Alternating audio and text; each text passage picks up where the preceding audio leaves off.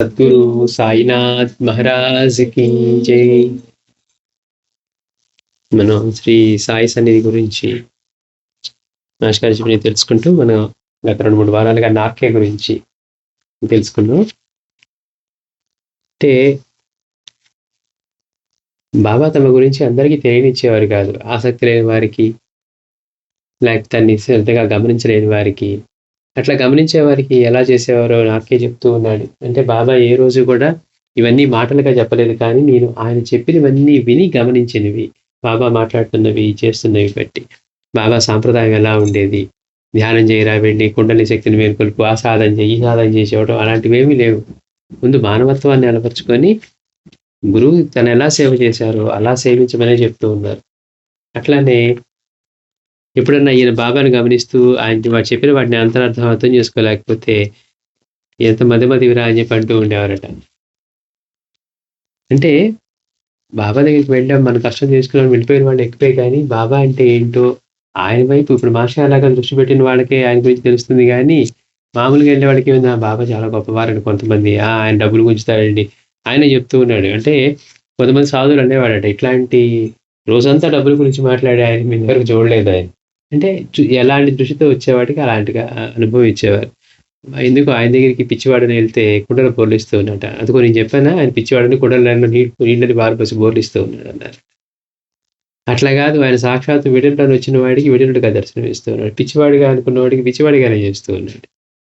అట్లా అంటే ఆయన్ని చూసే విధానాన్ని బట్టి ఆయన తెలిసేది తప్పించి బాబా వాచకంగా మాత్రం ఎప్పుడు ఏమి చెప్పేవారు కదా. గత జన్మల గురించి కూడా చెప్పేవారట. అయితే బాబా ఎవరిని ఉద్దేశించి చెప్పారో 100 మందిలో చెప్పినా 1000 మందిలో చెప్పినా ఆ ఒక్కడికే అర్థమయ్యే తప్పించి మిగిలిన వాడికి ఆ విషయం అర్థమయ్యేది కాదట. ఎంత గొప్ప విషయం చూడండి.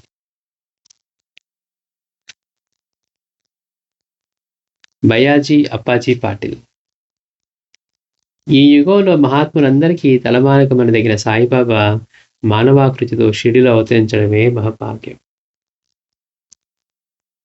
మనం ఏం చెప్తాం, సైన్స్ ఎవల్యూషన్ అండి, అదండి, స్పేస్లోకి వెళ్ళాడండి, లేకపోతే ఎలక్ట్రానిక్ కారు కొన్నారండి, ఇట్లాంటివి అంటే తయారు చేశారని.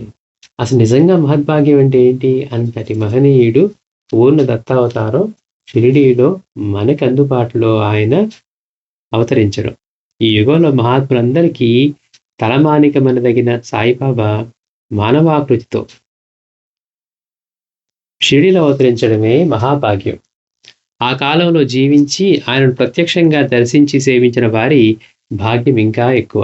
మరి ఎన్ని జన్మల అదృష్టం ఉంటే అంతటి పూర్ణ తత్వస్వరూపానికి ఆయన దగ్గర ఆయన అవతరించిన సమయంలో ఉండి ఆయనతో పాటు జీవించి వారిని సేవించి వారి సన్నిధిలో ఉండి వారి ప్రేమకు పాత్రైన వాళ్ళు, మరి వాళ్ళకెంత అదృష్టం అంటున్నారు మాస్టర్ గారు. వారి భాగ్యం ఇంకా ఎక్కువ.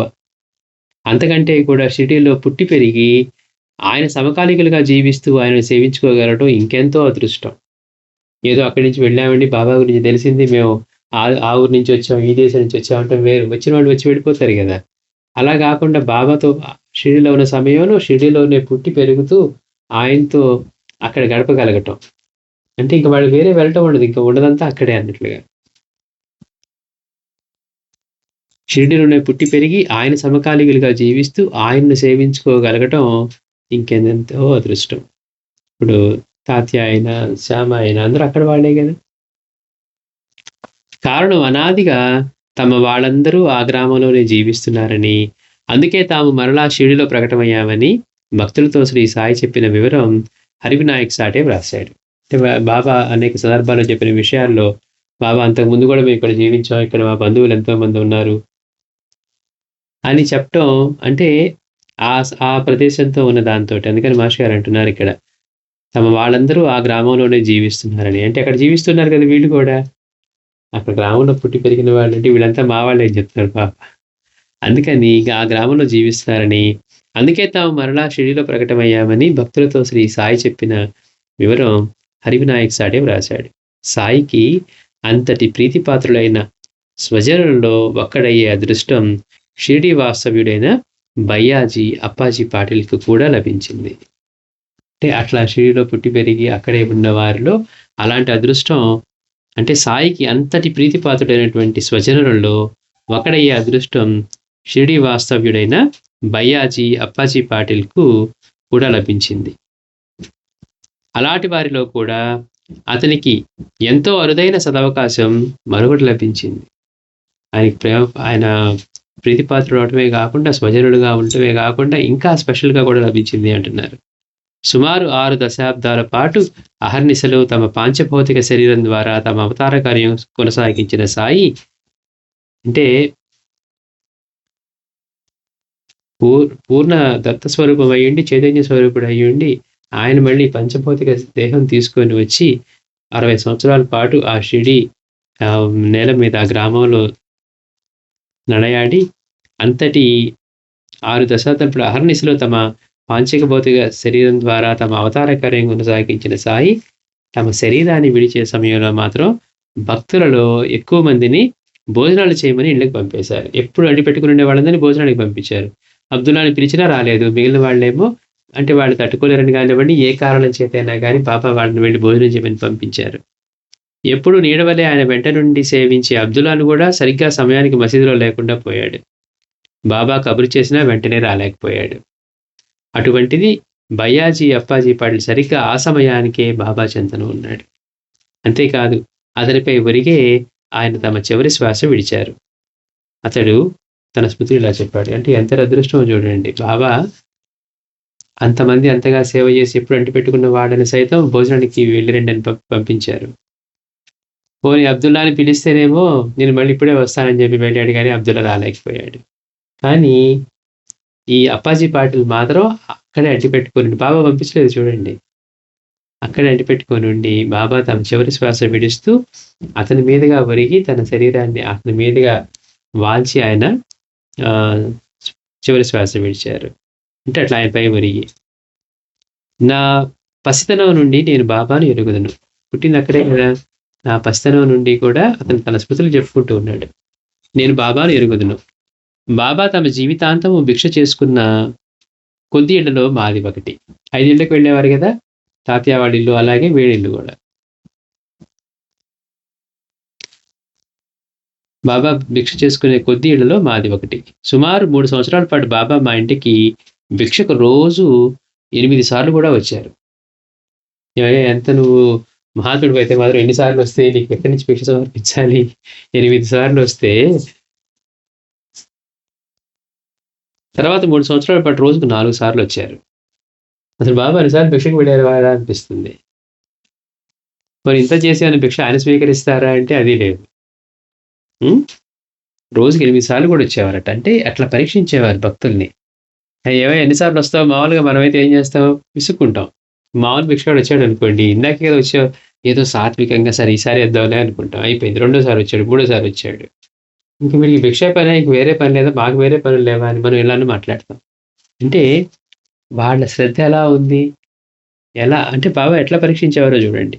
తర్వాత 3 సంవత్సరాల పాటు ఒకరోజు 2 రోజులు కాదు, కొన్ని సంవత్సరాల పాటు అలా వచ్చారట. 3 సంవత్సరాల పాటు రోజుకు 4 సార్లు వచ్చారు. ఆ తర్వాత 12 సంవత్సరాలు రోజుకు ఒక్కసారి మాత్రమే వచ్చారు. నా 11వ సంవత్సరం నుండి బాబాను సేవిస్తూ ఉండేవాడిని. ఎంతటి అదృష్టం! 11 సంవత్సరాల వయసు నుంచి బాబాను సేవిస్తూ ఉండేవాడట. నా 7వ ఏట అనగా 1896లో రామనవమి ఉరుసు ఉత్సవం ప్రారంభమైంది. 11 ఏళ్లప్పటి నుంచి బాబా సేవ చేస్తున్నాడు, కానీ చిన్నప్పటి నుంచే వెళ్తూ ఉన్నాడు. అతను 7వ ఏట అప్పుడు రామనవమి ఉరుసు ఉత్సవం ప్రారంభమైంది. అంటే ఒకే రోజు రామనవమి ఉరుసు చేయటం అనేది. అప్పటి నుండి బాబా హిందువులను తమకు చందనం అద్ది పూజ చేసుకొనిచ్చారు. ముస్లింలను మసీదులో తమ ఎదుట ఖురాన్ చదువుకొనిచ్చారు. అంటే ఇద్దరిని కూడా వాళ్ళది ఏవైతే ఉన్నాయో అలా చేసుకొనిచ్చారు. హిందువులు బాబాకు చందనం అద్దినప్పుడు ఆయన మసీదు గోడల మీద చందనంతో తమ చేతి అచ్చులు వేసేవారు. అప్పుడు ముస్లింలు కూడా అలానే చేసేవారు. తర్వాత మహల్సాపతి నుదుట మరికొందరు ముస్లింలకు చందనం అద్దేవారు బాబా. మహల్సాపతి బాబా ఎదుట చందనం రాసేవాడు. అప్పుడు ముస్లింలను నమాజ్ చేసుకోమని చెప్పి ఆ సమయంలో మిగిలిన అందరినీ నిశ్శబ్దంగా ఉండమనేవారు బాబా. అంటే తను చిన్నప్పుడు గమనించి చెప్తున్నాడు. ఆ రోజు ఎలా జరిగేది అంటే బాబా ఏం చేసేవారు, ఆ చందనం తీసుకువెళ్ళి గోడ మీద తమ చేతి అచ్చులు వేసేవారట. ఈ ముస్లింలు కూడా అట్లానే చేసేవారు. అట్లాగే మహల్సాపతి నుదుట మరికొందరి ముస్లింలకు చందనం అద్దేవారు బాబా. స్వయంగా బాబా అద్దేవారట. ఆ సమయంలో బాబా ఈ ముస్లిమ్స్ అందరినీ కూడా నమాజ్ చేసుకోమని చెప్పి మిగిలిన వారందరినీ కూడా నిశ్శబ్దంగా ఉండమనేవారు. భక్తులు పాలకోవా మొదలగు నైవేద్యాలు తెచ్చినప్పుడు ఒక్కొక్కసారి బాబా స్వయంగా ఫాతిహా చేసి ఆ ప్రసాదం హిందువులకు ముస్లింలకు కూడా పంచేవారు. ఉరుసు ఉత్సవం జరుపుకునే పద్ధతులలో హిందువులు ముస్లింలు వేరు పద్ధతులు అవలంబించేవారు. కనుక బాబా అందరికీ సమానంగా తమ చేత్తో చందనం అద్దేవారు. నా 11వ ఏట ఒక రోజు ఉదయం 9:30 ప్రాంతంలో బాబా నన్ను పశువులు మేపుకోవడానికి వెళ్ళనివ్వలేదు. అంటే ఆ చిన్న వయసులో అతను ఏం చేసేవాడంటే పశువులు మేపుకోవడానికి వెళ్ళేవాడు అనమాట. అయితే బాబా ఆ రోజు నా 11వ ఏట ఒక రోజు ఉదయం 9:30 గంటల ప్రాంతంలో బాబా నన్ను పశువులు మేపుకోవడానికి వెళ్ళనివ్వలేదు. ఆయన అకస్మాత్తుగా కోపించి నన్ను మరికొందరిని తిట్టి 4 కుండలు పగలగొట్టారు.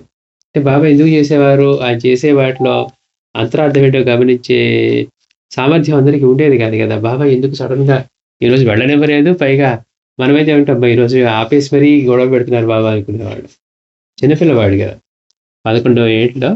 అప్పుడు బాబా అకస్మాత్తుగా కోపించారట. నన్ను మరికొందరిని తిట్టి 4 కుండలు పగలగొట్టారు. తర్వాత తమ అరచేతి వెనుక వైపున భం అని నోటితో శబ్దం చేసి ఎవరి మరణమో అశుభమో గాని సూచించారు. అంటే బాబా ఎప్పుడన్నా అలా చేస్తే బాబా చేసే వాటికి అది తెలిసేదన్నమాట. అంటే ఎప్పుడన్నా ఒక అశుభాన్ని సూచించాలంటే బాబా తమ అరచేతిని వెనక్కి తిప్పి భం అని శబ్దం చేసేవారట. అంటే అది ఏ భక్తుడు ఆపదనో మరణాన్నో సూచించేది అని. ఆ రోజు అలా చేశారు. అంటే బాబా సడన్గా అలా కోపించారు కదా. నాటి రాత్రి మా మేనత్త కొడుకు దాజీకోటే అంటే వయసు 30 సంవత్సరాలు జ్వరంతో మరణించారు. బాబా తమ జీవితంలో చివరి 14 సంవత్సరాల పాటు నాకు నిత్యము 4 రూపాయలు ఇచ్చారు. అంటే తాతయ్యకి వీడికి ఎట్లయితే డబ్బులు ఇచ్చేవారో బాబా ఇతనికి కూడా 14 సంవత్సరాల పాటు ఇచ్చారట. నిత్యము 4 రూపాయలు. ఆ రోజుల్లో మరి తక్కువ డబ్బులు కాదు అవి. వారి మహాసమాధి రోజును కూడా ఇచ్చారు.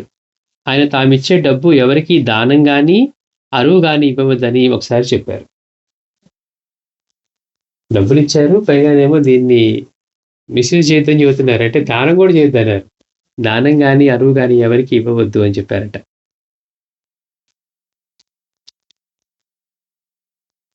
దీనిని తిని ఎరగవద్దు, ఎవరికి ఇచ్చివేయవద్దు అన్నారు. కనుక నేను బాబా ఇచ్చిన డబ్బుతో 84 ఎకరాల భూమి కొన్నాను. చూడండి, పురందరేకేమో ఇల్లు ఏర్పరిచారు, ఇతనికేమో పొలాన్ని ఏర్పరిచారు బాబా. ఒక్కొక్కరికి ఒక్కొక్కటి చెప్తున్నారట. నువ్వు వీటిని దానం చేయొద్దు, వీటిని చేయొద్దు, అలానే తిని ఇట్లా చేయకు, కేవలం అంటే వాటిని జాగ్రత్తగా చేసి. అంటే బాబా రోజు 4 రూపాయలు 14 సంవత్సరాల పాటు ఇచ్చారట ఆయనకి. ఇస్తే దాంతో 84 ఎకరాల భూమి కొన్నాడట. అంటే వాస్తవానికి భూమి బాబాదే. అప్పటికే నాకు 10-12 ఎకరాల భూమి ఉంది. ఒకప్పుడు నేను కూడా అందరిలాగే చెరుకు పంట వేయాలని ఆశపడ్డాను, కానీ బాబా వారించారు. ఒకసారి మాత్రం నేను ఆశకులోనై బాబా చెప్పినా వినకుండా చెరుకు పంట వేశాను. దాని మీద పెట్టుబడి పెట్టిన 300 రూపాయలు నష్టపోవడమే కాక ఆ సంవత్సరం మెట్టపైరు కూడా వేసుకోలేకపోయాను. అంటే ప్రతి ఒక్కటి బాబా ఏం చేయాలో సూచించేవారు. అందరిలాగా ఆశపడి నేను కూడా చెరుకు పంట వేయాలనుకుంటాను బాబా అంటే వద్దన్నారట. ఒకసారి మాత్రం మాట వినకుండా చెరుకు పంట వేస్తే ఆ పెట్టిన 300 రూపాయలు, మరి అప్పట్లో 300 రూపాయలు అంటే మాటలా, 300 రూపాయలు నష్టం వచ్చిందట. అంతేకాకుండా ఆ పంట కూడా వేసుకోలేకపోయాడు. అట్లాగే 1913లో 70 ఏళ్ల వయసు గల మా తండ్రి తన అలవాటు ప్రకారం గుర్రం మీద బయటికి వెళ్ళి పక్షవాతంతో ఇంటికి వచ్చారు. ఇది చాలా అద్భుతమైన సన్నివేశం అనమాట. నిజంగా ఏంటి ఇతని స్పెషాలిటీ, ఏంటి ఇతని బాబా ఎందుకు ఇతని మీద వరకు ఆయన చివరి శ్వాస విడిచారంటే మనకి ఈ విషయంలో అర్థమవుతుంది. ఇతనికి 1913లో 70 ఏళ్ల వయసు గల తండ్రి ఉన్నాడట. ఆయన అలవాటు ప్రకారం గుర్రం మీద బయటికి వెళ్ళి పక్షపాతంతో ఇంటికి వచ్చాడు. నేను బాబా వద్దకు వెళ్ళి ఊది అడిగాను. అంటే ఏంటి, బాబా ఊది ఇచ్చి ఆయన కనుక అనుగ్రహిస్తే ఆ క్షణంలో భగవంతుడని బ్రతకాల్సిందే. కాబట్టి వాళ్ళందరికీ ఏంటి బాబా యొక్క రక్షణ నాకు లభిస్తుందని చెప్పి వెళ్ళి ఊది అడిగాడట. మరి అంత సేవ చేసుకుంటూ ఉన్నాడు, అంత చనువు ఉంది. బాబా రోజు డబ్బులిచ్చి మరీ ఎకరాలు ఎకరాలు కొనిపించాడు. పైగా చెప్తున్నారు ఈ దానికి వ్యర్థం చేయొద్దని చెప్తున్నారు. ఇంత చేశారు. మళ్ళీ ఏ పంట వేసుకోవాలి, ఇది వేసుకోవాలా వద్దా చెప్తున్నారు. అంటే ప్రతి ఒక్కటి ఆయనే నడిపిస్తూ ఉన్నారు. తండ్రికి ఇలా పడి అంటే గుర్రం మీద వెళ్ళి బయటికి వెళ్ళి అనారోగ్యంతో పక్షపాతంతో బయటకు వచ్చి అతను ఆపదలో ఉన్నప్పుడు బాబా దగ్గరికి వెళ్ళి బాబాని ఊది అడిగాడట. అంటే ఊది ఇస్తే ఆ రక్షణ లభించినట్లే. బాబా ఊది పెడితే పోయేవాడైనా తిరిగి రావాల్సిందే ఆయన సంకల్పిస్తే అని వెళ్ళి అడిగితే బాబా అన్నారంట నేను ఊది ఇవ్వను అన్నారు. ఏమంటే ఒక్కసారి ఈ ఇతని స్థానంలో అప్పాజీ పాటిల్ స్థానంలో మనల్ని ఊహించుకుందాం. అదేంటి బాబా ఇంతకాలంగా వస్తూ ఉన్నావు, ఇంత సేవ చేస్తూ ఉన్నావు, మీకు మీరు తప్పితే దిక్కు లేదనుకుంటున్నావు, మీరు ఊది ఇవ్వరంటే ఎట్లా, మీ దగ్గర ఊది ఉంది కదా, మీరు సంకల్పిస్తే ఏదైనా జరుగుతుంది కదా అంటాం. అంటే మనం అనుకున్నది కనుక ఆయన చేయకపోతే మన భక్తి క్వశ్చన్ మార్క్. ఏముందండి ఎన్ని చేసినా కానీ ఆయన ఇంకా ఇంతవరకు అనుగ్రహించలేదు. అసలు పైగా ప్రత్యక్షంగా ఉండి ఇప్పుడంటే మనం ఏం చేయలేకపోతున్నాం. ప్రత్యక్షంగా ఉంటే బాబా దగ్గరికి వెళ్ళి బాబా మా నాన్నకి బాగాలేదు, ఆయనకి ప్రమాదంగా ఉంది, గుర్రం మీద వెళ్ళాడు, పక్షవాతంతో తిరిగి వచ్చాడు, అతనికి దెబ్బ తగిలింది, మీరు ఊది ఇస్తే అతనికి రక్షణ లభిస్తుందని ఊది అడిగితే బాబా అనంట ఊది నేను ఇవ్వను అన్నారంట. అల్లా మాలిక్ హై అన్నారు. ఊది నేను ఇవ్వను, అల్లా మాలిక్ హై అని. అంటే నా జీవితానుభవం నుండి నీ ప్రసాదములుగా గుర్తింతును కాక అని మన నోటి మాటలో ఎంత చెప్తున్నామో అది అనుభవంలోకి వచ్చినప్పుడు ఎలా తీసుకోగలుగుతాం. అప్పుడు ఆ మాట బాబా అన్నారట, నేను ఊది ఇవ్వను అలా మాలికే అనగానే నేను ఏడ్చేశాను అని చెప్తున్నాడు. నాటికి 3వ రోజున కార్తీక శుద్ధ ఏకాదశి ఆదివారం నాడు మా తండ్రి మరణించాడు. మరోజు యథాపూర్వం నేను మసీదుకి వెళ్ళి బాబా పాదాలు ఒత్తాను. అది సేవ అంటే, అది విశ్వాసం అంటే. మనకి మేలు జరిగితేనే నీకేదన్నా చేస్తాను మన మొక్కలు ఉంటాయి. నాకు ఇది జరిగితే నీ హుండీలో వేస్తాను. తిరుపతి మొక్కలలో అట్లానే ఉంటాయి. స్వామి నాకు అది చేయొచ్చు, నీ హుండీలో వేస్తాను. ఆయనకి పాపం తక్కువై ఉన్నాయి, మనకే ఇచ్చేవాడు ఆయన, ఆయనకి లేవా? వీడు ₹1,00,000 ఇస్తే వీడు ఒక ₹1,000 వేస్తా అంటాడు, లేదా 10,000 మహాభక్తులు అయితే 10,000 అంటాడు. ఇక ఇది అయ్యేట్టు లేదనుకుంటే 50-50 అంటాడు. చూడంటే మన భక్తి ఎలా ఉంటుందో చూడండి.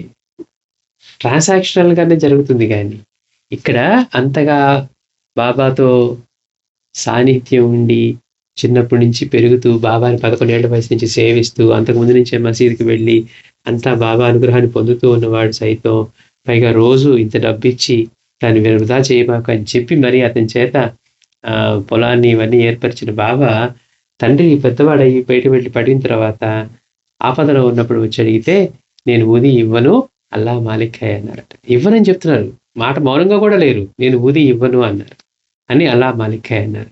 అన్న 3 రోజులకి తండ్రి మరణించాడట.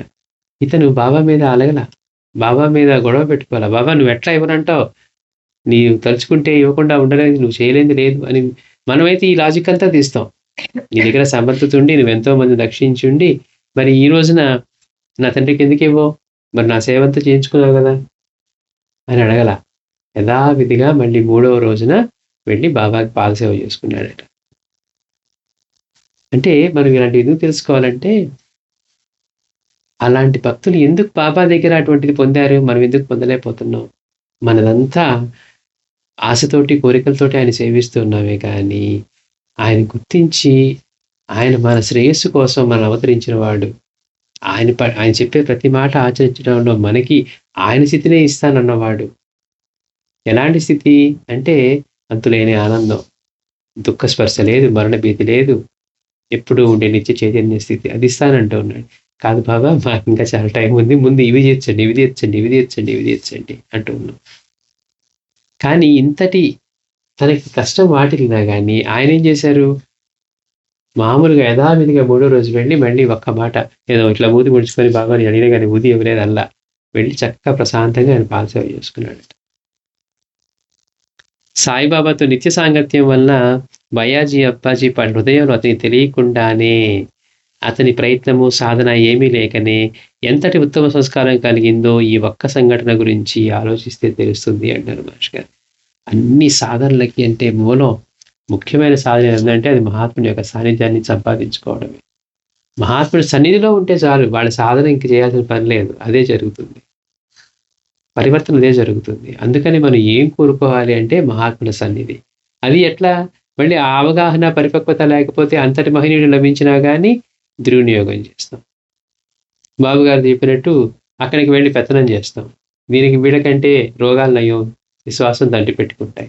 మనకి ఆ కొంచెం అవకాశం ఇచ్చి సేవ చేయమంటే 2 రోజులు సేవ చేసి 3 రోజుల నుంచి మనం అధికారిలాగా ప్రవర్తిస్తాం. చూడండి ఎక్కడైనా జరిగేదే ఇది.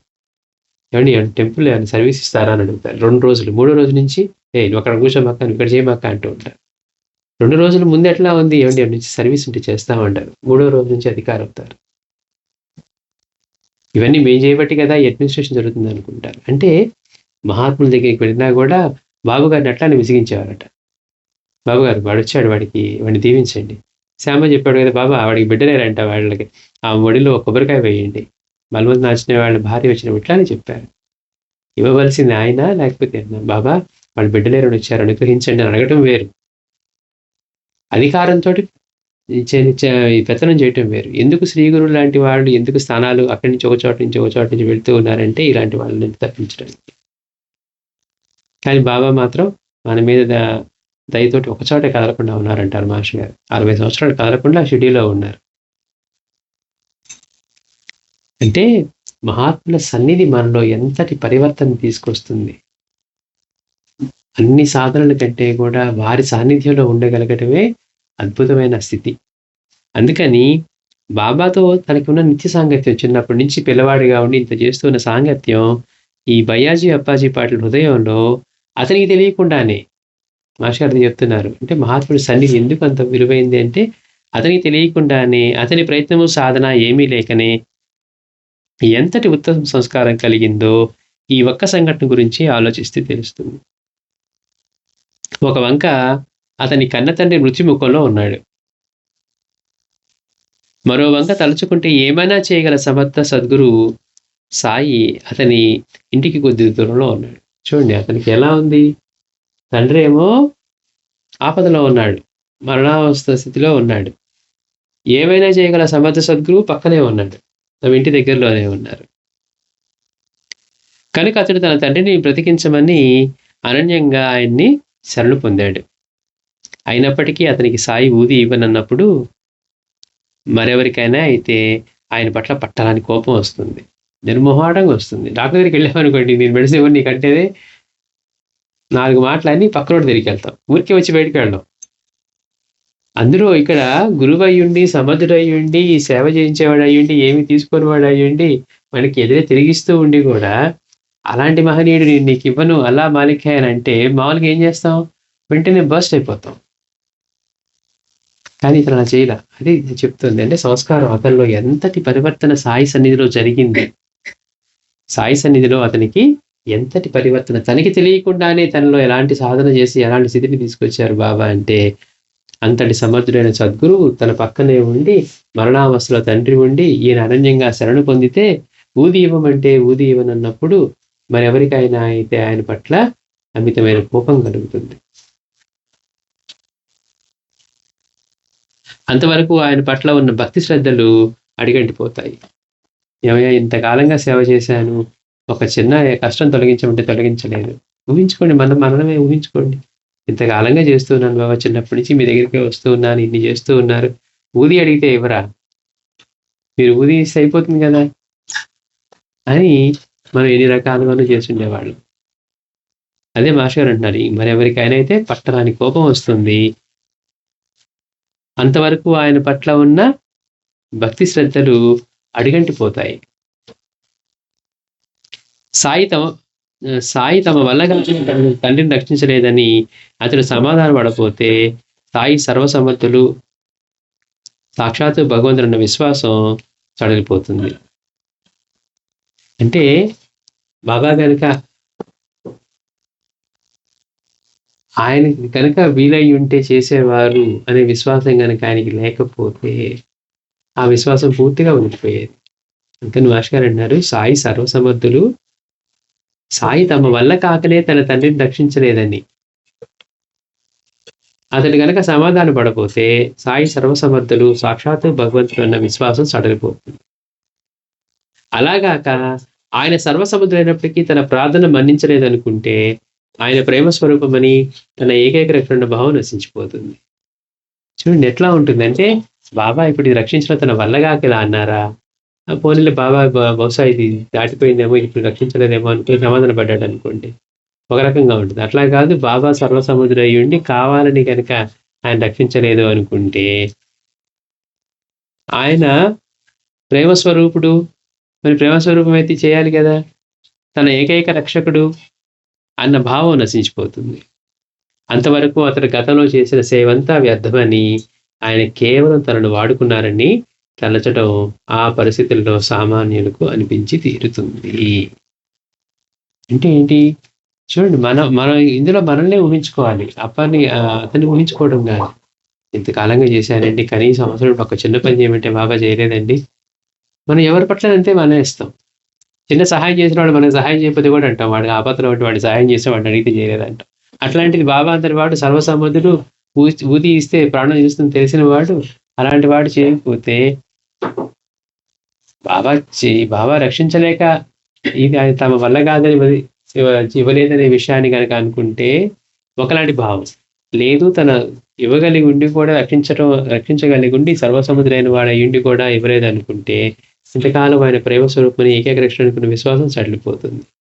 అంతేకాకుండా అప్పుడు ఏమనిపిస్తుందట, ఇంతకాలం మనం చేసినది మనల్ని వాడుకున్నాడు ఆయన అనిపిస్తుందట, మన చేత సేవ చేయించుకున్నాడు అనిపిస్తుందంట. ఎవరినన్నా బాబా అవతరించిన తర్వాత నాకు ఒక్క సేవ చేయమని అడిగారా? ఎవరైనా అందరూ వాళ్ళ దగ్గరికి వెళ్ళి ఆయనకి సేవ చేస్తా అన్నారు.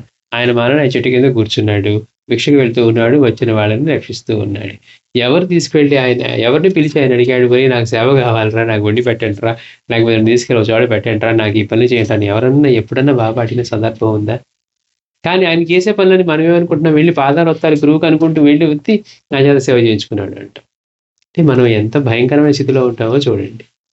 ఆయన మానని ఆయన కూర్చున్నాడు. ఇదే విషయం ఎప్పుడు చెప్తూ ఉంటాను, మందిరాల్లో కూడా మనం గమనించేది. నేను ఆయన కోసం వచ్చి చేస్తూ ఉంటే అంటారు, ఆయన ఎవరు అడిగాడు నిన్ను వచ్చి అమ్మ కల్లో కనపడి రామ్మ నువ్వు వచ్చి చేయని ఏమని అన్నాడా? నీ అంతా నీకు భావం కలిగి ఆయనకి చేసుకోవాలని వెళ్తూ ఉన్నావు. కానీ మళ్ళీ వాళ్ళు ఏమంటారు, we're doing all this for బాబా అని మాట్లాడుతూ ఉంటారు.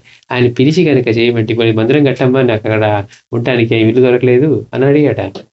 మీ భావం ఉన్న రోజు ఏమనుకున్నారు, అందరూ కలిసి ఆయన సేవించుకుందామని ఇల్లు కట్టుకుందాం అన్నారు. బాబాకి మందిరం కట్టించి అందరం ఆయన సేవించుకుందాం అంటారు. కట్టించిన తర్వాత మేము కట్టించాము, మేము చేస్తాం అంటారు. అంటే మన భావం ఎంత మారిపోతుంది. ఆయన మనల్ని ఒక్కళ్ళని అడగలేదు, వచ్చి నాకు మందిరం కట్టించండి అమ్మా, నాకు అక్కడ మందిరాలు తక్కువ ఉన్నాయి, ఇక్కడ ఉండడానికి లేదు, నాకు రియల్ ఎస్టేట్ కావాలని అడిగితే కదా. కానీ మనమేమంటున్నాం, మా చాలా సేవ చేయించున్నారు బాబా అంటాం. చేయాలనుకుంది నువ్వు, దాని నుంచి ఆశించింది నువ్వు, చేస్తున్నది నువ్వు, ఒక మాట అనగానే ఇన్ని మాట్లాడుతూ ఉన్నావు. ఏ రోజన్నా బాబా నువ్వు వచ్చి నాకు సేవ చేయి అని కనుక మనకి ఎవరికన్నా చెప్పాడు అంటే చేసి, ఇప్పుడు స్వయంగా సేవ చేసిన వాళ్ళు వీళ్ళు ఉన్నారు, పోనీ ఏదో ఒక సేవ చేశారనుకుందాం, మసీదు విడిచిపెట్టారో లేకపోతే ఇంకోటి చేశారు, పోనీ ఆయనకి ఆ స్పర్శ లేనివాడు కదా, ఎన్నిటికీ అతీతమైన స్థితి కదా, మసీదులో కూడా ఆయన తీసుకొచ్చి లాక్కొచ్చి కూర్చోబెట్టారే కానీ అది భగవంతుడు ఆజ్ఞగా మన సామరస్యానికి ఎట్లాగైనా అక్కడ చేయాలి కనుక ఆయన వచ్చి కూర్చున్నారు. అంతే తప్పించి మసీదు కోసం ఆయన వచ్చారు ఎవరే, నాకు ఇక్కడే బాగుందిరా అని బాబా చెప్తూనే ఉన్నారు. అంటే సామాన్యులు మనకి ఏమనిపిస్తుంది అంటే, ఇంతకాలం ఆయన మనల్ని వాడుకున్నాడు. నేను బాబాకి ఎన్నోసార్లు పులిహార చేసి పెట్టాను, పొంగల్ చేసి పెట్టాను అంటూ ఉంటాం. ఏమ్మా ఒకరోజు పొంగల్ చేసి పెట్టామని ఆయన అడిగారా? పోనీ నువ్వు అడిగావు కదా బాబా, నేను చేసి పెట్టానంటానికి కూడా ఉండదు. మనకి భక్తి కలిగిన రోజు చేసాం, మళ్ళీ ఇప్పుడు ఏమంటున్నావు, ఆ రోజు చేసి పెట్టానంటాం. అంటే ఎక్కువ మంది అవగాహన లేని భక్తిలో జరిగే ఇదే అన్నమాట పొరపాటు. ఆయన మనల్ని ఏ రోజు అడిగి చేసి పెట్టమని చెప్పాల. మనం ఏదో భక్తి పొంగిన రోజు ఏదో ఆవేశం తట్టుకోలేక చేసాం, జరగకపోతే ఏమంటున్నావు, నీకు అనవసరంగా చేసి పెట్టామంటున్నావు. ఎంత ఘోరం అది. అంటే సామాన్యులం అయి ఉంటే కనుక ఎట్లా ఉండేది చూడండి. ఎందుకు ఇతను ఇంత స్పెషల్ అని చెప్తున్నారంటే మాస్టర్ గారు, సాయి సన్నిధిలో అతనిలో జరిగిన పరివర్తన, బాబా ఏ సాధన లేకుండానే అతని సంస్కారంలో తెచ్చిన మార్పు ఎంత ఉందంటే, మళ్ళీ ఎదురు ప్రశ్న వేయలేదు. తండ్రి చనిపోయిన 3వ రోజు వెళ్ళి బాబా పాదాలు మామూలుగా సేవ కోసం చేశాడు తప్పించి మళ్ళీ ఏదో ఆశించి కాదు, ఇంకోటి కాదు. అందుకని మాస్టర్ గారు అంటున్నారు, ఆ పరిస్థితిలో సామాన్యులకు తప్పకుండా అనిపించి తీరుతుంది. ఏమని, అంతవరకు గతంలో చేసిన సేవంతా వ్యర్థమని, ఇంతకాలం ఎన్నిసార్లు ఎన్ని చేసాం మనం అనిపిస్తుంది. అదంతా వ్యర్థం, అనవసరంగా చేసాం. ఆ సమయాన్ని వినియోగించుకున్న ఇంకేదైనా ఉపయోగపడేదంట. అదంతా వ్యర్థమని, ఆయన కేవలం తనను వాడుకున్నారని. ఆయన వాడుకున్నారా? ఏ రోజన్నా ఆయన కనపడి నువ్వు ఆ సేవ చెయ్యి అని మనకి చెప్తే వచ్చి నువ్వమ్మ వచ్చి గుడి ఎంత శుభ్రం చేసి ఎంత చిమ్మేయని ఆయన చెప్పారా? లేదు. మనం వెళ్ళాం, చేద్దాం అనుకున్నాం, సేవ చేస్తే మంచిది అనుకున్నాం, శారీరకంగా శ్రమ చేయాలనుకున్నాం, గుడిలో చేసాం. ఇప్పుడు మళ్ళీ ఏమంటాం, మనకు అనుకున్న కోరిక తీరకపోతేనే మనకు కష్టం వస్తే నీకు అనవసరంగా చేశాం, నీకు సేవ చేసాం, అదంతా వ్యర్థం అంటాం. కనుక ఆ పరిస్థితుల్లో గతంలో చేసిన సేవంతా వ్యర్థమని, ఆయన కేవలం తనను వాడుకున్నాడని తలచడం ఆ సామాన్యులకు అనిపించి తీరుతుంది. అటు తర్వాత మళ్ళీ ఆయన దర్శించడం కూడా కష్టమే. ఇంత చేసినా కానీ ఆయన మనల్ని పట్టించుకోలేదు, ఎందుకు వెళ్ళటం అనిపిస్తుందట. ఆయన దర్శించడం కూడా కష్టం అవుతుంది అంటున్నారు. అట్టి మానసిక స్థితిలో సాయి గురించి అతను అంతకుముందు వినిన కువిమర్శలు, దుష్ప్రచారాలు అన్నీ వాస్తవాలు అనిపిస్తాయి. మనకి ఎప్పుడైతే విశ్వాసం సడలిందో అంతకుముందు మనం వింటాం చూడండి. లేదు, ఇప్పుడు మన ఫ్రెండే ఉన్నాడు, వాడు మంచివాడు అనుకుంటున్నాం, వాళ్ళు ఎవరో చెప్తే నమ్మం. మన విశ్వాసం సడలింటాం, అంతకుముందు కూడా వాళ్ళు చెప్పారు, అప్పుడు నమ్మలేదు, కానీ అది నిజమే అయ్యి ఉండొచ్చు అంటాం. బాబా మీద కూడా ఎన్నో ప్రచారాలు చేశారు, దుష్ప్రచారాలు చేశారు. ఆయన ఉట్టి మోసగాడని, డబ్బు గుంజుతాడని, ఆయనకేమి జ్ఞానం లేదని, విద్య లేదని రకరకాలుగా మాట్లాడిన వాళ్ళు ఉన్నారు. ఇప్పుడు ఇవన్నీ ఏమనిపిస్తాయి, నిజమే వాళ్ళు చెప్పింది, వాళ్ళు సేవలు వాడుకున్నారు, వీళ్ళ దక్షిణ తీసుకున్నారు, ఇలా మాట్లాడుకుంటే అంటే అప్పుడు చెప్పినవన్నీ ఇప్పుడు నిజం అనిపిస్తాయి. అంటే మానసిక స్థితి ఎలా ఉంటుందో చెప్తున్నారు మాస్టర్ గారు. అసలు ఆయన్ని దర్శించడం కష్టమే. అట్టి మానసిక స్థితిలో సాయి గురించి అంతకు ముందు వినిన కువిమర్శలు, దుష్ప్రచారాలు అన్నీ వాస్తవాలు అనిపిస్తాయి. అప్పుడేమో మనం అనుకోలేదు కానీ నిజమే ఏంటిది, ఇప్పుడు చూసాం కదా ఆయన నిజస్వరూపం అంట. ఒకవేళ ఎవరైనా ఆ విఘాతానికి తట్టుకొని మనసును సమాధాన పరచుకోగలిగినప్పటికీ అందుకు ఎంతో కాలం పడుతుంది. మామూలుగా పోని సరేలే ఇదంతా తట్టుకోగలిగి నిలబడటానికి కూడా, అంటే మళ్ళీ దర్శించడం కష్టమని చెప్తున్నారు కదా, అలా కాదు. ఈ విఘాతానికి తట్టుకొని తండ్రి చనిపోయాడు, బాబా ఊది ఇవ్వలేదు, బాబా అక్కడ లేకపోతే వేరే విషయం, పుట్టిన వాళ్ళు ఎలాగో పోతారు, అది వేరే విషయం, తప్పదు. కానీ బాబా ఒకటి రక్షిస్తాడు అనుకున్న ఆ విశ్వాసాన్ని బ్రేక్ అయిపోయింది కదా. ఇప్పుడు ఆ విఘాతం నుంచి తట్టుకోవడానికి కూడా కొంతకాల సమయం పడుతుంది. మనసును సమాధానపరచుకోగలిగినప్పటికీ అందుకు ఎంతో కాలం పడుతుంది. ఏమైనప్పటికీ పితృశోకమైన కొంతకాలం సామాన్యులను కృంగతీయక మాందు. కానీ భయాజీ పాటిల్లో ఇవేమీ కనిపించవు. బాబా దగ్గర రాకపోవడం లేదు, మనసును సమాధానపరుచుకొని ఏదో ఎట్లా కొట్లా వెళ్దాంలే, ఆయన ఏదో చేయలేక చేశాడు, లేకపోతే ఎందుకు చేయలేదు అని మనసును సమాధానపరుచుకొని వెళ్దాం, ఇలా అలాంటి మాటలే లేవు. అది మాస్టర్ గారు అంటున్నారు. తండ్రి పోయిన శోకం కూడా లేదు. 3వ రోజు బాబా దగ్గరికి వెళ్ళిపోయాడు. నాకేదో అదండి, మైనండి, ఇదండి మాట్లాడలా, ఏం మాట్లాడలా. ఆయన దగ్గరికి వెళ్ళిపోయి ముఖ్యం అనుకున్నాడు, బాబా దగ్గరికి వెళ్ళిపోయాడు. ఏమైనప్పటికీ పితృశోకమైన కొంతకాలం సామాన్యుల్ని కృంగదీయక మానదు. కానీ భయాజీ పాటిల్లో ఇవేమీ కనిపించవు. అతడు తన తండ్రి మరణించిన మరో రోజే ఎప్పటి వల్లే ఆయనను దర్శించి పాదసేవ చేసుకున్నాడు. తన తండ్రిని ఎందుకు రక్షించలేదని అతడు బాధగా ఆయన ఒక్కసారి కూడా అడగలేదు. బాబా, నేను ఏదైనా కోపంలో ఉన్నావా ఏంటి, లేకపోతే నా మీద కోపంగా ఉందా ఏంటి, నేను ఊది అడిగితే ఇవ్వనన్నావు, నువ్వు ఊది ఇచ్చుటి నా తండ్రి బ్రతికేవాడు కదా, ఎంతమంది బ్రతికించాను, ఒక్క మాట మాట్లాడలేదట. తండ్రి మరణించాడు, అయిపోయింది, బాబా గారికి చేయగలిగితే చేసేవారు అనుకున్నాడు. తర్వాత రోజు మామూలుగా ఎలాంటి తండ్రి పోయిన బాధ కూడా లేకుండా బాబా దగ్గరికి వెళ్ళిపోయాడట. వెళ్ళాడు. వెళ్ళి మనమైతే ఏం చేస్తాం, వెళ్ళినా కానీ మనసు ఊరుకోదు, ఎందుకు చేయలేదు బాబా అడుగుదాం అనిపిస్తుంది. కానీ ఆయన ఒక్క మాట కూడా అడగలేదట. ఆయన పట్ల అతని భక్తి శ్రద్ధలు, ప్రేమ కించిత్తు కూడా చలించలేదు. అది అసలైన భక్తి. మనకేదో చేస్తేనే ఆయన పట్ల భక్తిగా ఉంటాను అని అనుకుంటే భక్తే కాదు. అప్పుడు అందుకే బాబాయ్ ఏమన్నారు, నువ్వు వీటి కోసమే నా దగ్గరికి వచ్చేట్లయితే నువ్వు రావక్కర్లేదు అని నానా చంద్రకర్తో అన్నారు బాబా.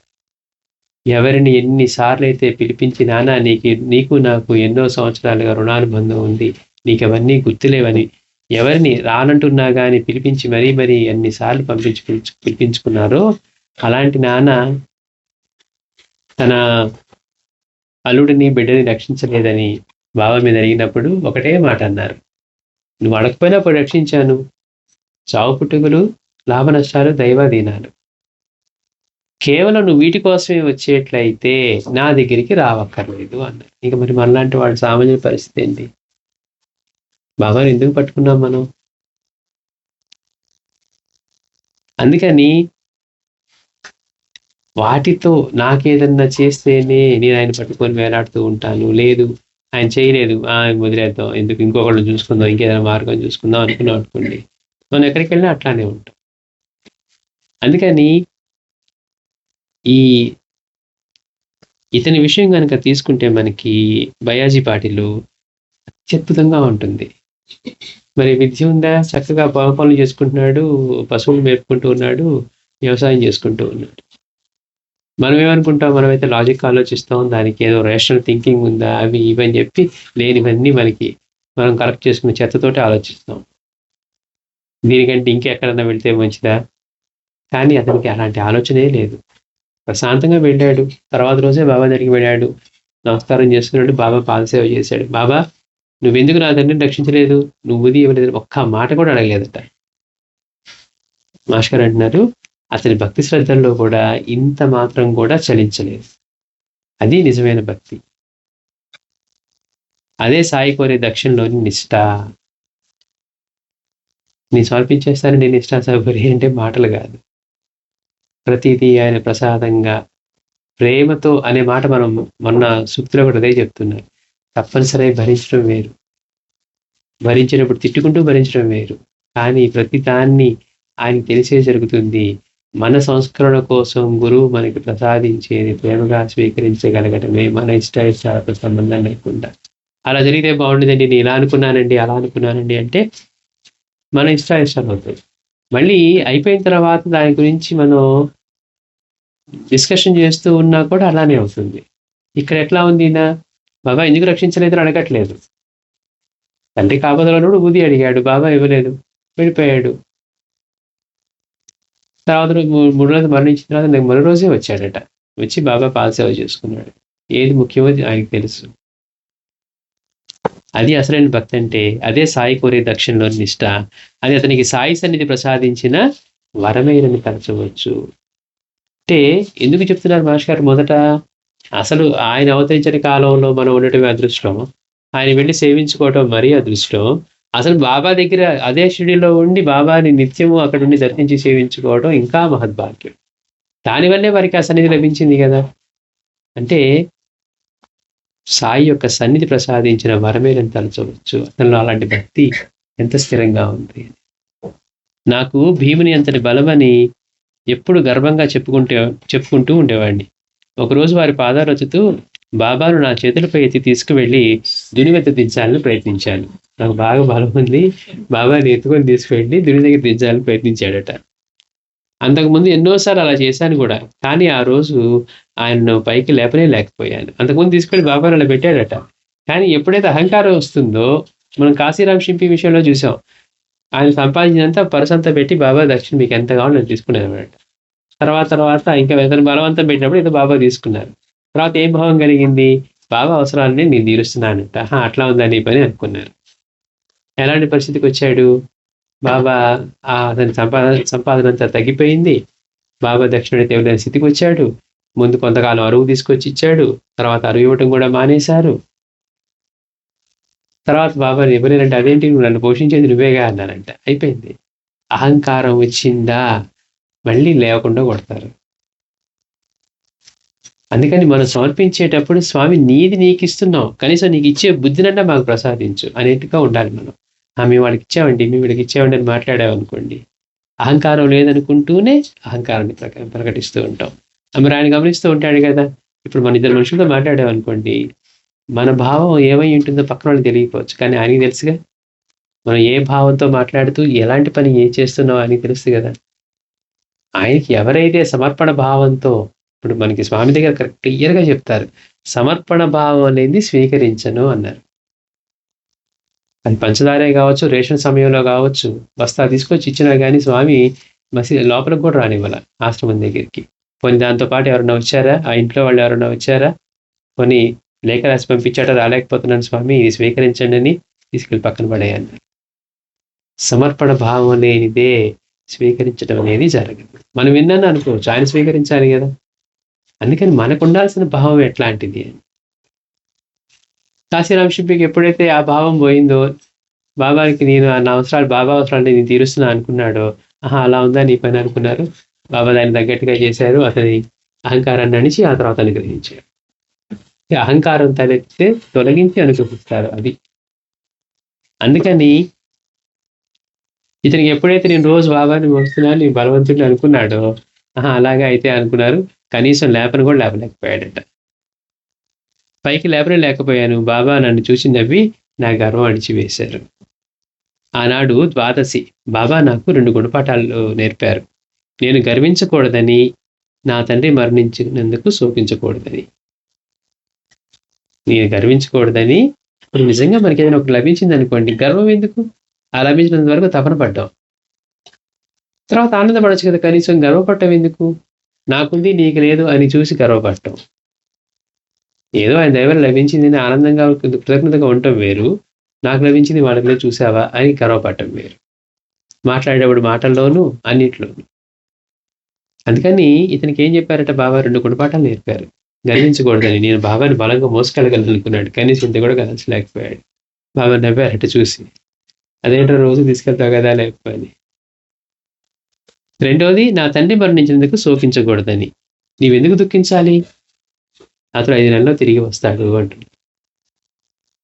మనం అన్నిటికీ మనం అటాచ్మెంట్ పెట్టేసుకొని పోని మనం ఏమైనా ఆపగలమా? గమ్మత్తు చూడండి, మనం ఏమైనా ఆపగలమా? ఆపలేం, మన చేతిలో లేదు. అందుకే ఉన్నారు చావు పుట్టుకలు, లాభ నష్టాలు, దైవాధీనాలు అని చెప్తున్నారు బాబా పక్క నుంచి. అవసరమైనప్పుడు చిన్న చిన్న మార్పులు చేస్తారు. నిత్యానంద భగవాన్ దగ్గర కూడా అలాంటి నేను ఒకటి ఉంటుందన్నమాట. ఒక భార్యాభర్తల్లో భర్త ఆపద సమయంలో ఉంటే భార్య తీసుకొని వస్తుంది స్వామిని. ఆ పొలంలో దగ్గరికి వచ్చి కారు ఆగిపోయే లోపల ఇతను మరణిస్తాడు. మరణిస్తే ఆవిడ పరిగెత్తుకుంటూ వచ్చి బాబాని వేడుకుంటుంది, నిత్యానంద భగవాన్. సరే వెళ్ళి బాబా బ్రతికిస్తారు. మళ్ళీ ఒక 10 ఏళ్ళ తర్వాత, మళ్ళీ 15 ఏళ్ళ తర్వాత మళ్ళీ అలాంటి స్థితికే వచ్చి అతను మళ్ళీ మరణావస్థలో అంటే పరిగెత్తుకు వస్తుంది. వినను కూడా వినరు. అదేంటి భగవాన్, అప్పుడేమో రక్షించారు, ఇప్పుడు వినను కూడా వినలేదంటే, అప్పుడు వాడికి చిన్నపిల్లలు ఉన్నారు, అందుకని ఆ మార్పు చేశాను. అంటే ఏంటి? ఒకసారి చేశారు వాడికి అందరినీ రక్షించడమే అయితే సృష్టిలో సృష్టి ధర్మానికి విరుద్ధంగా వాళ్ళు ఎందుకు ప్రవర్తిస్తారు?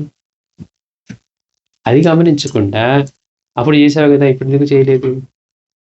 అప్పుడు ఆయన చిన్న చిన్న మార్పులు చేశారు. అసలు ఒకసారి బ్రతికించడం అంటేనే ఎంతో గొప్ప విషయం. అందుకని బాబా చెప్తున్నాడు, గర్వించకూడదని. రెండోది, తండ్రి మరణించుకున్నందుకు శోకించకూడదని. అసలు నువ్వు ఎందుకు దుఃఖించాలి? అతడు 5 నెలల్లో తిరిగి వస్తాడు అన్నారు. ఆయన చెప్పిన సమయానికే నా కొడుకు పుట్టాడు.